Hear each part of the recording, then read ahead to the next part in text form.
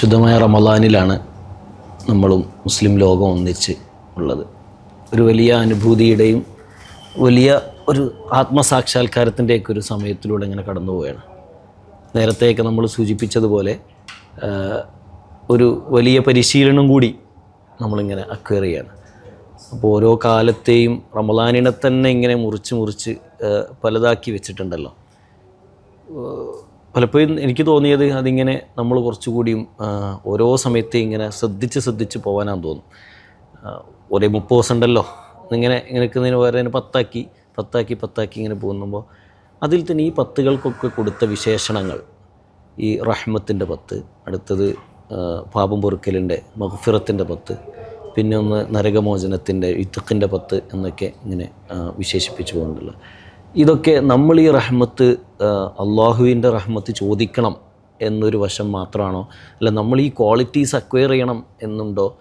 എന്തൊക്കെയാണ് അതിലൂടെ നമ്മൾ ഈ റഹ്മത്തിൻ്റെ 10 എന്ന് പറയുമ്പോൾ നമ്മൾ ഉൾക്കൊള്ളേണ്ട കാര്യങ്ങൾ എന്ന് നമുക്ക് ആലോചിച്ചാൽ വളരെ നല്ല കാര്യങ്ങളായിരിക്കും തോന്നുന്നു. നമുക്കത് അള്ളാഹുവിൻ്റെ പേരുകൾ പഠിക്കുന്ന സമയത്ത് മനസ്സിലാവേണ്ട ഒരു കാര്യമാണ്. ഇപ്പം അള്ളാഹുവിന് ആയിരക്കണക്കിന് പേരുകളുണ്ട്. അതിൽ വളരെ പ്രധാനപ്പെട്ട പേരുകളെ വിളിക്കുന്നതാണ് അസ്മാഉല്ലാഹിൽ ഹുസ്ന.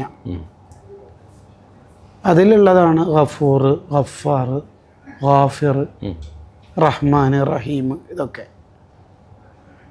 ഈ അസ്മാഉൽ ഹുസ്നയോട് നമ്മൾ സ്വീകരിക്കേണ്ട സമീപനം എന്താണെന്ന് വെച്ചാൽ തഖല്ലുഖാണ്. ആ പേര് അതിലുള്ള സ്വഭാവം നമുക്കുണ്ടാവണം. അല്ലാതെ ആ പേര് മാത്രം കാണാതെ പഠിക്കുക അത് പോരാ. അതിന് അതിൻ്റെതായ ചെറിയൊരു ഉപകാരം ഉണ്ടാവും.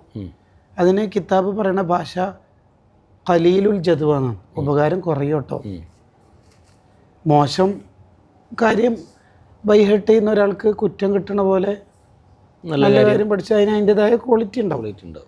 പക്ഷേ അതിൻ്റെ ഒരു ഫലം പൂർത്തിയാവണമെന്നുണ്ടെങ്കിൽ, മഅരിഫത്തിലേക്ക് എത്തണമെങ്കിൽ, വിസ്വാലിലേക്ക് എത്തണമെങ്കിൽ, അഥവാ അള്ളാഹുലേക്ക് എത്തിച്ചേരണം എന്നുണ്ടെങ്കിൽ ഈ പേരുകളിൽ പറയുന്ന ക്വാളിറ്റീസൊക്കെ നമുക്ക് ഉണ്ടാവണം. ഇപ്പോൾ ഒരു ഉദാഹരണം പറഞ്ഞാൽ, യാ മുഖീത്തു യാ അല്ലാഹ്, കൂത്ത് നൽകുന്ന അള്ളാഹ്. കൂത്ത് എന്ന് പറഞ്ഞാൽ ഫുഡ് നൽകുന്ന അള്ളാഹ്. ഇത് ഡെയിലി രാവിലെയും വൈകുന്നേരം ചൊല്ലുന്ന ആൾ ഭാര്യയ്ക്കും മക്കൾക്കും ചിലവിന് കൊടുക്കണില്ലെങ്കിൽ ഈ ചൊല്ലുന്നതിൽ കാര്യമില്ല. എന്താ കാര്യം? അതാണ് ഞാൻ പറഞ്ഞത്. ഈ ചൊല്ലിന് ഉപകാരം തരൂല എന്നല്ല, പക്ഷെ ഓൻ അള്ളാഹുലേക്ക് അടുക്കൂല.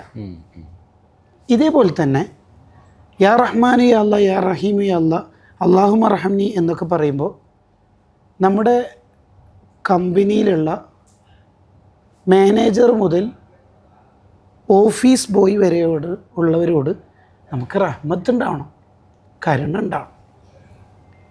അല്പം ഒന്ന് ഫുഡ് കൊണ്ടുവരാൻ വൈകുമ്പോഴേക്ക് ആ ഡെലിവറി ബോയിനോട് ചൂടാകുന്നുണ്ടെങ്കിൽ എന്താ അല്ലാഹുമ്മ റഹംനി യാ അർഹമർ റഹീമീൻ. ഇപ്പോൾ ഡെലിവറി ബോയ് എന്നുള്ളത് പുതിയ കാലത്തെ ഒരു വലിയ ചർച്ചാ വിഷയമായത് ശ്രദ്ധിച്ചിട്ടുണ്ടാവും.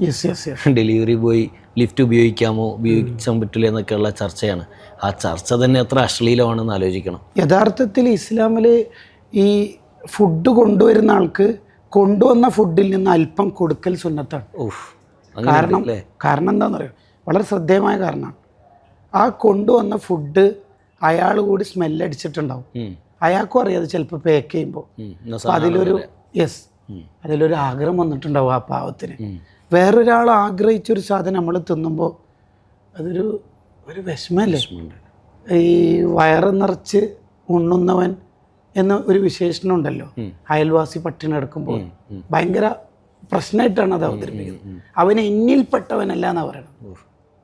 എനിക്ക് എങ്ങനെയാണ് തോന്നണത്, ഈ മോന് ഫുഡ് കൊണ്ടുവന്നിട്ട് അവനിക്കൊന്നും കൊടുക്കാതെ?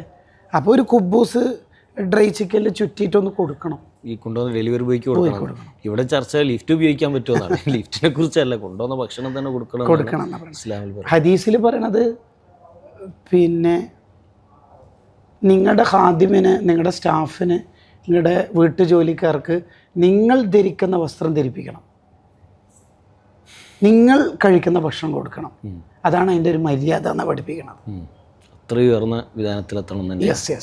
അപ്പം മറ്റുള്ളവരോട് കരുണ കാണിക്കുന്ന ഒരാൾ അല്ലാഹുമ്മ റഹംനി എന്ന് പറയുമ്പോഴേക്ക് പിന്നെ എങ്ങനെയാണ് കരുണ കിട്ടാതിരിക്കുക? അപ്പോഴാണ് ആ കരുണ വരുന്നത്. അതാണ് കരുണ. അത് ഏത് കാലത്തും ഉണ്ട്, റമദാനിൽ പ്രത്യേകിച്ചുണ്ട്. ആദ്യത്തെ 10 പറയാനുമില്ല. ഇങ്ങനെ ആദ്യത്തെ 10 മാത്രം അങ്ങനെ പറയുന്നതുകൊണ്ട് 10 കഴിയുമ്പോഴത്തേനും നമ്മളൊരു റഹ്മത്തുള്ള മനുഷ്യനായി ഇങ്ങനെ മാറണം എന്ന് കൂടി. അതെന്ന് പറഞ്ഞാൽ ആ തഹല്ലുക്ക് ഉണ്ടാവണം. ടോട്ടലി ആ കോഴ്സ് തീർന്നു, അൽഹംദുലില്ലാ. 10 ദിവസം കൊണ്ട് ഇനി നമ്മൾ ഒരു ജീവിയെ, ഒരു ഈച്ചയെ, ഒരാളെ ബുദ്ധിമുട്ടിക്കില്ല. ഒരു റഹ്മത്തുള്ള ആളാണ്. അപ്പോഴാണ് അതിൻ്റെ ബാക്കിയിലേക്കൊക്കെ നമുക്ക് എത്താൻ കഴിയുന്നത്. അങ്ങനെയാണെങ്കിൽ അർറാഹിമൂന യർഹമുഹുമുർ റഹ്മാൻ, റാഹിമീങ്ങളായ ആൾക്കാർക്ക് യർഹമുഹുമുർ റഹ്മാൻ, റഹ്മാനായ റബ്ബ് കരുണ ചെയ്യും. അവിടെ റഹ്മാനായ റബ്ബ് തന്നെയാണ് പറയണത്. നിങ്ങൾക്ക് എൻ്റെ റഹ്മത്തിൽ പ്രതീക്ഷ ഉണ്ടോ, വേണോ എങ്കിൽ നിങ്ങളെല്ലാവരോടും കരുണ കാണിക്കുക.